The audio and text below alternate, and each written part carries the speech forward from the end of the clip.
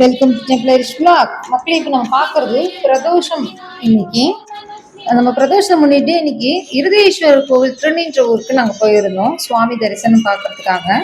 Night ஒரு 8:15 போல இருக்கும் நாங்கள் போகும்போது. அதனால நம்மளுக்கு கேட்லாம் லாக் பண்ணிட்டாங்க. அந்த கேட்டு நந்தீஸ்வரருக்கு முன்னாடி இருக்கிறது.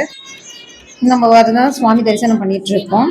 உள்ள வந்து தீபார்த்தனை நடந்துட்டு இருக்கு. சிவபெருமானுக்கு பள்ளியார பூஜை நடந்துட்டு இருந்தது. நம்ம பள்ளியாரம் பூஜை முடிச்சுட்டு வெளியே வந்து தான் நம்ம நந்தீஸ்வரரை பார்த்துட்டு இருக்கோம்.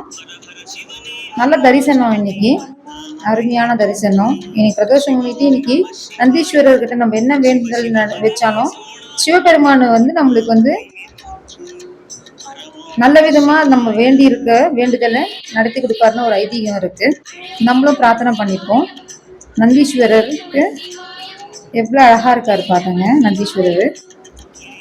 இது பார்த்த மூலியமா நம்ம கோரிக்கை வைப்போம், நம்ம சிவபெருமான்கிட்ட நந்தீஸ்வரர்கிட்ட கோரிக்கை வைப்போம், அவர் நிறைவேற்றி கொடுப்பாரு.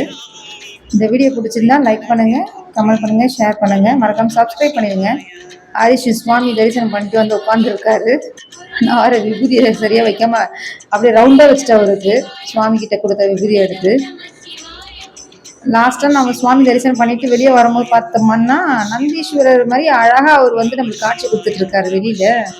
நீ என்ன பண்றது, கேட்டு தான் லாக் பண்ணிருக்க, நான் என்ன அப்படியே பாரு, நான் வந்துட்டேன்னு சொல்லிட்டு நம்மளுக்கு அருள் புரிஞ்சிட்டு இருக்காங்க. அழகா நம்ம அவரை பார்த்துட்டு நாங்கள் சுவாமி தரிசனம் பண்ணிட்டு கிளம்பிட்டோம். நன்றி மக்களே.